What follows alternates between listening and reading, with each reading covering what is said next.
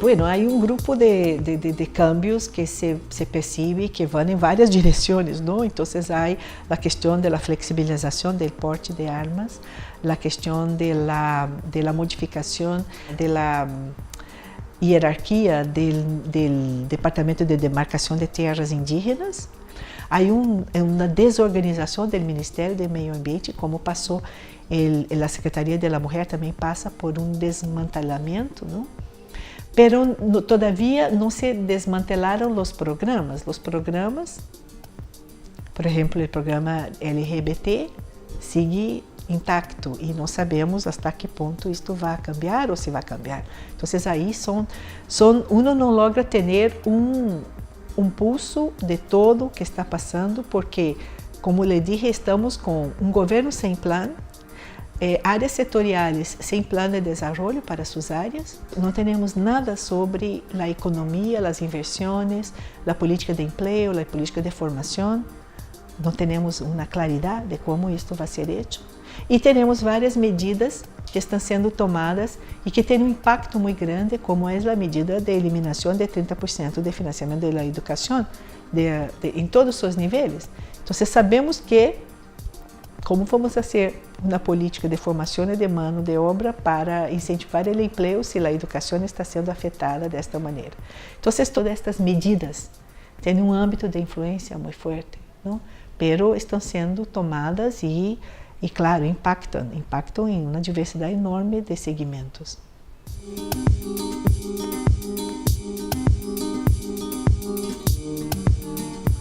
Eu creio que influi bastante y cada vez más de manera creciente la presencia de los grupos evangélicos de las nuevas iglesias están muy vinculadas a un poder económico, a una capacidad de movilización de sus propias comunidades, ¿no? Para tener un voto cautivo, ¿no? Entonces se elige representantes simplesmente porque esta é a determinação, então é um voto cautivo, é um voto determinado, ¿no? E isso está em expansão e as silhas, os escaños del Congresso brasileiro estão crescendo cada vez mais com os grupos evangélicos, não? Não quero dizer que os evangélicos todos pensem igual ou que todos votem igual, não, eu conosco vários deles que sabem muito bem fazer a diferença entre o que é sua própria religiosidade e o que é seu rol como político, pero esto não é a maioria, então está muito permeado, tienes toda a razão.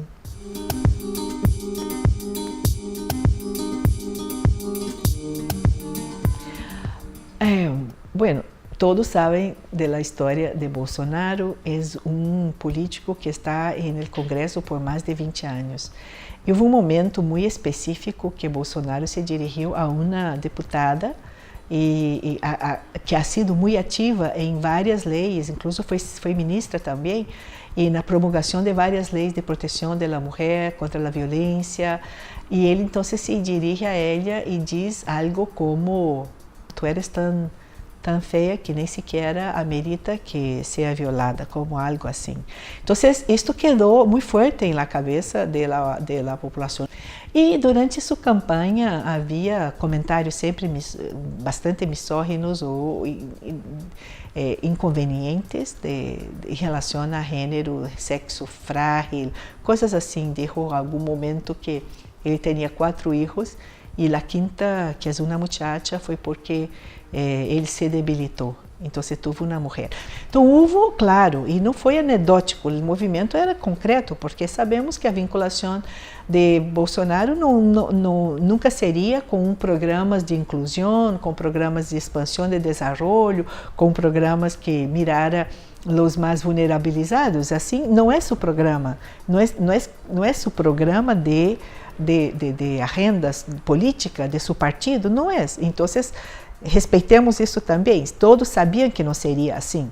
Então, nadie está esperando que venga com propostas de expansão do Estado, ou de inclusão, ou de aumento do teto dos investimentos públicos, das inversões públicas. Nadie está esperando isso, mas tampouco está esperando que se barre os mínimos, ou que se confronte, ou que se desorganize demasiado sistemas de proteção, ou de controle, ou de convivência que temos no país, não? Então, eu creio que a organização das mulheres para esta resposta tuvo muito que ver com o histórico mesmo, com que era também do que seriam suas opções em termos de políticas públicas.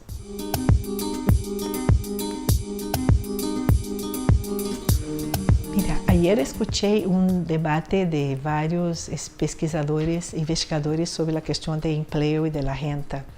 E de grupos de investigação bastante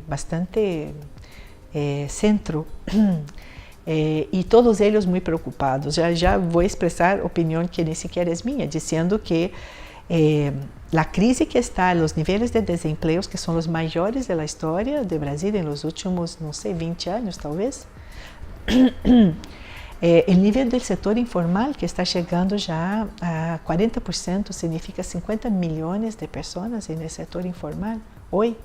A ausência de emprego para a juventude, isso tudo em processo onde se está cambiando muito a tecnologia e o perfil dos postos vão cambiar muito. Já cambiava antigamente, a tecnologia diminuía, eliminava uns, mas generava outros, mas agora com esta nova tecnologia que se chama Machine Learning ou Learning Machine, isto significa que sim, que os empregos vão ser diminuídos, vão terminar, não vão existir, porque as máquinas aprendem a partir dos dados e não de imitação do comportamento humano, não? Então, se tem banco de dados, vai ser fazer os algoritmos e fazer todas as conclusões e capacidade de responder muito mais allá.